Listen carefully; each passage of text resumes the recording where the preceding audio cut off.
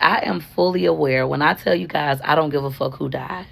I don't care if it's your mama, your kid, your daddy, your favorite cousin, I don't give a fuck. It does not affect me. I know that I'm violating law number 32. I know you guys like to live in this fantasy world where you think people care about people who die that were no kin of them. They never met them. They never made an impact on their life.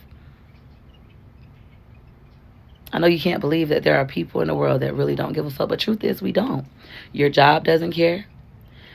The mortgage company and rent company don't care. Your other kids don't care for that long. Like, we still need attention.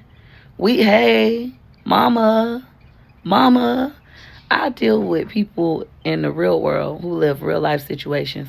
I teach people in the real world, in real life, who have lost children, sometimes more than one, how to keep pushing through that adversity. It is adversity. And I truly don't give a fuck who has died in your life. I don't know.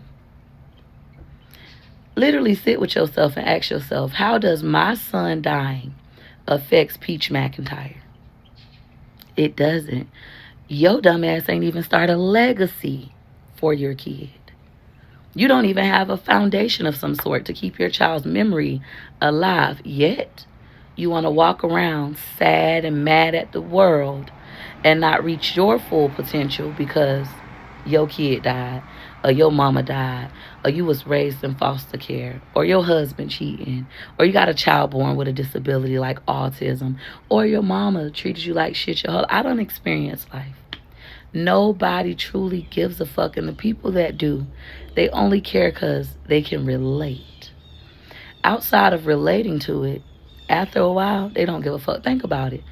I have a family member who lost a child, and after about, I'll say, a month of her grieving, burying her child, the family began to talk behind her back. Oh, I'm tired of her coming to my house. All she do is come over here and cry. I'm sick of that shit. She need to get over it. I'm just bold enough to tell you to your face that you need to get in a grief group with other mothers who lost their children because they give a fuck. Meanwhile, those who haven't will never understand, and they're over it because life is continuing to life, even though your child is gone. And I know it sounds cruel. I know it's painful. I know that I'm violating Law 32. However, I'm Law 19, the wrong person. I don't give a fuck. I won't pretend to give a fuck. I will wake you up from your fantasies and let you know that the world does not care. Even your other children that are still alive does not care that you're grieving. And I know it's 5 stages of grief. Or is it 7? All these different stages, and they come and they go. I understand, trust me. But life doesn't. Life knew that death was inevitable. You were a fool to not practice mental fitness and prepare for people to die. We don't know when. We don't know if it's going to be a kid, a husband. We don't know. But we know that death is inevitable.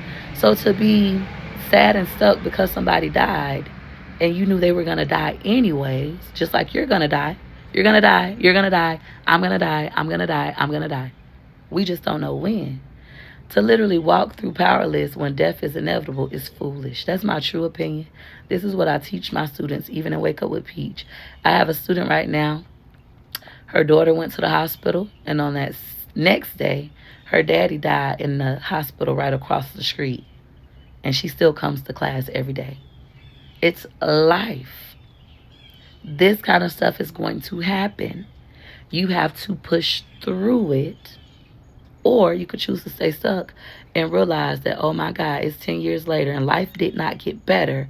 It got worse because you chose to be a victim, because your child died, your daddy died, your mama died, your dog died, your frog died, your chicken. Because somebody died, you decided to stay stuck in that feeling, and life didn't care. It kept going. It's no difference than when people go to prison. They come back and the whole world has changed.